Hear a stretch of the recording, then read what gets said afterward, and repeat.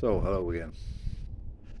Today I was going to have a quick talk about the universal social charge in Ireland. Um, Yesterday I discussed how Ireland is in a unique position in that we're neutral, but we've given our sovereignty away to basically the renters of the United States, Europe, Britain. And one of the ways in which we pay these renters is the universal social charge in Ireland, which is unique in that no other country seems to pay this. I don't know, I wouldn't call it a tax, I'd call it a robbery.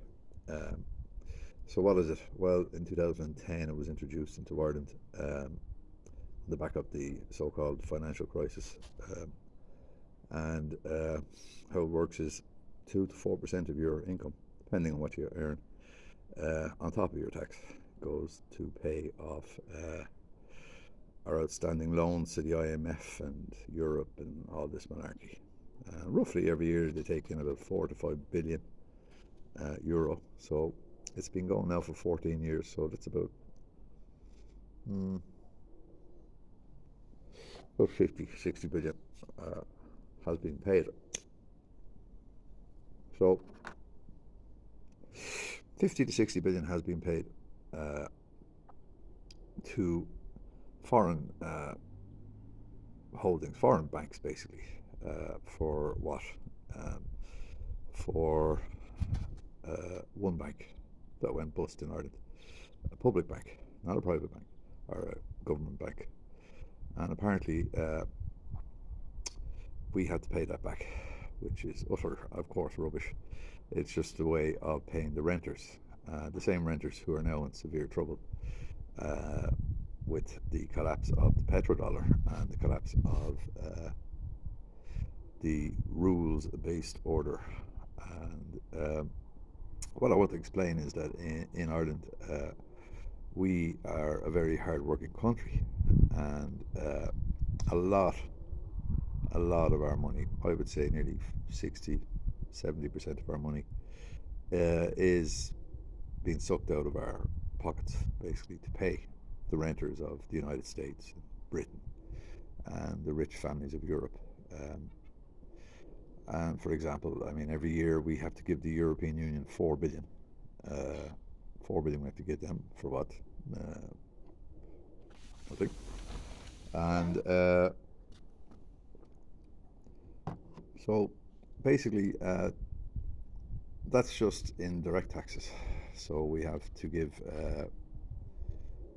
2.2% on top, usually 26% of your income to the government, plus you have to pay 23% VAT on everything nearly. And you have the highest excise duty, the highest excise duty on cigarettes, alcohol, petrol, and then you have VRT for vehicles coming into the country. So in all, the Irish people are basically getting their pockets hoovered on a daily basis. And where is this money going is the obvious question. It's not going into the Irish economy. It's not going into the infrastructure of the country. It's just being paid over to the renting class, the renters of, as I keep saying. But we have done it in such a unique way that Ireland is completely full of American investment funds, factories, and we have sold many, many public contracts to huge hedge funds in the United States. And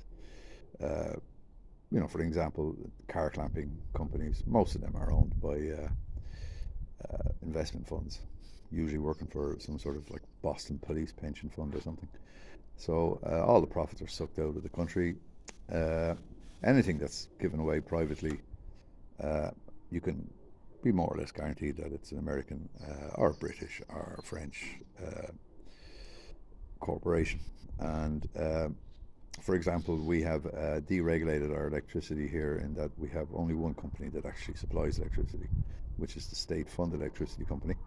Yet we have about 4 or 5 so-called competition companies. These are, how will I put it,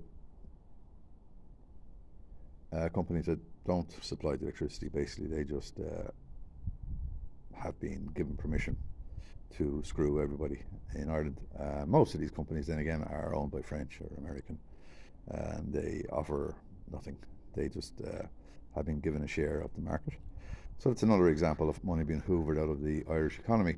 So in all, the Irish are making a massive contribution every year, I would say, to the renters class of, these people in America, in Britain, and in Europe, who have never done anything over generations except loan money and whatever, and live off the fat of the land.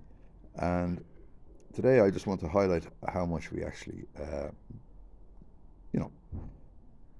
give to these Western elites, and the price we are paying for being non-sovereign. I mean, if Ireland didn't have to pay, obviously, all this money, we would have a fantastic country.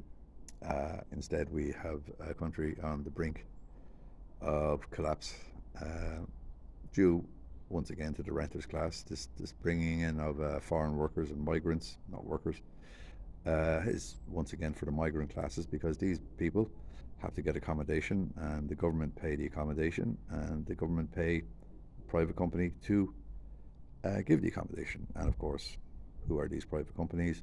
The same people again.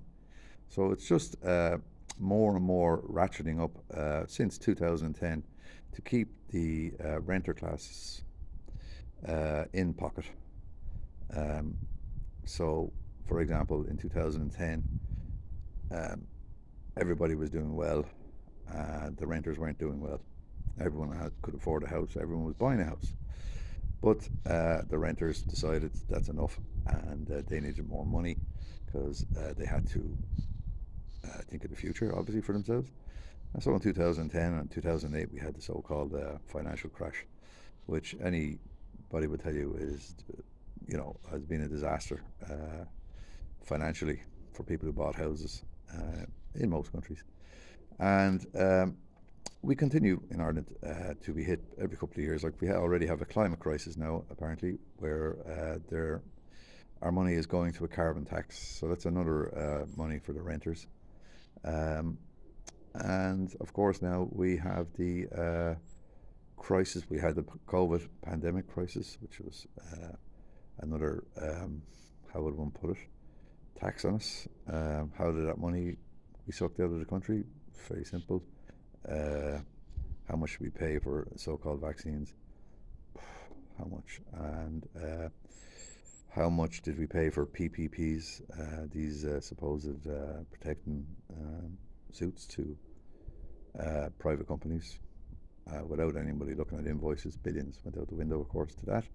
And now with the Ukraine crisis, of course, Ireland hasn't been hit financially yet, but in Europe they're looking for extra money to help fund the Ukrainian armed forces, which is something that many Irish people are not happy with. So what I want to say today is basically that Irish people, people around the world, need to realise that in Ireland today, very little of what we all earn through our hard work is actually for our own household.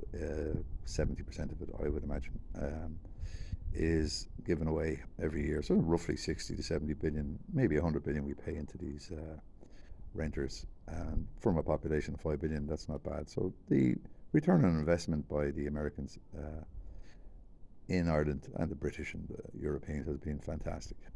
We are small, easy to control country. We have no political class. They've all been bought out or compromised. Nobody controls anything here. We have all our health services. Everything is just a disaster. Nobody's in control. And we are a very easy country to manipulate, basically, and to control. Yet, at the same time, as I said before, we are still a neutral country. And that is one of our great benefits. And geographically, which I'm going to speak about the next time, geographically, where we're situated, we are very unique as well. And also, we are hard to reach. And we have our own language as well. So there are many, many positives. But today I just want to leave it with the fact that Ireland possibly pays around 70 to 100 billion a year in to the renting classes, the renters as I call them, you know, the rich, the very, very rich, um, and also shareholders, of course, throughout the United States and Britain and Europe, people who invest their money and get a nice return from idiots like us here in Ireland. And another thing, we need an awakening here in this country about, you know, I always think of our country as a small house. I mean, or your own house, and what comes in, how much money is coming in, and how much money is going out. And there is never any discussion here about how much comes in and how much is going out. It's hidden, it's secret, and it is ridiculous. But it's just yet another way that we are controlled, and we are not told anything by our compromised and bought media.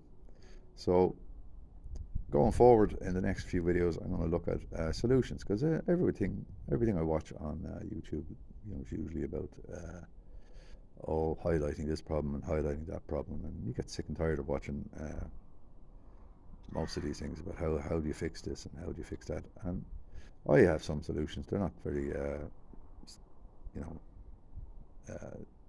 difficult things to think up, but for basically the most important thing is for people to stop being ignorant and to start wising up. I mean, if I was taking money from your wallet or robbing you blind and I was your friend, like the Americans are supposedly our friends, you wouldn't be long in real life in just telling me to get lost, you know. So that's what we have to start thinking of, and how to do it in a nice subtle way, and to try and do this at the same time as there is a breakup of the petrodollar and a breakup of the US hegemony, and the rise of BRICS, and how Ireland should be sort of focusing its attention away from the gangsters, the complete gangsters of the United States and Britain and Europe, which is basically what they are, and how we should start really focusing our future plans, 10, 20-year plan, on a move away from this, how would I put it,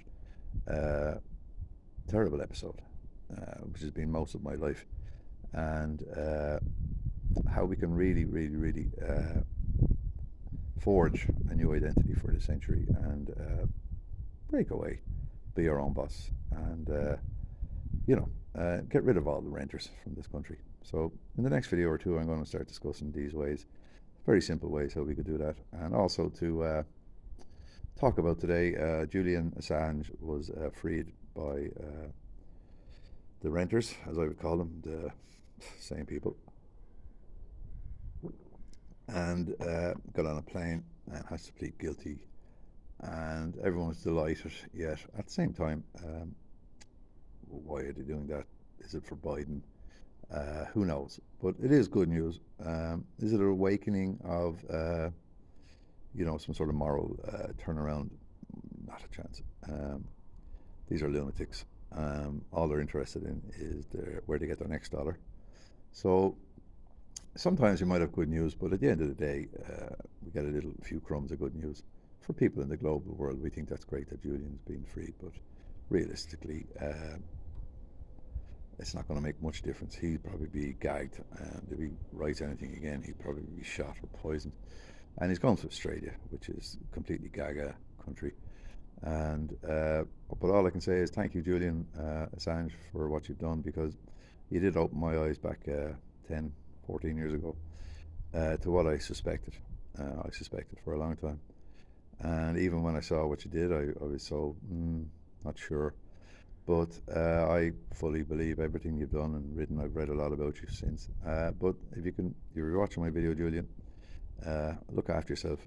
Don't get involved again. Just put your feet up. You've done enough. And to everybody watching there, I hope you enjoy my ranting, especially from an Irish perspective. And if you like the video, just press like. And if you want to subscribe, just subscribe. As I go along in my videos, I might start working on doing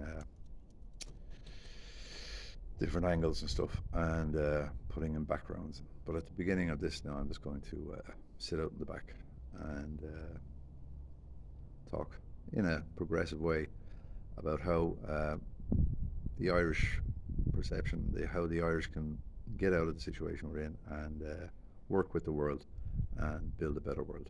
And that's basically what I'm on about. So, like I said, if you like the video, give it a click and subscribe, and I'll see you in the next one. Thanks.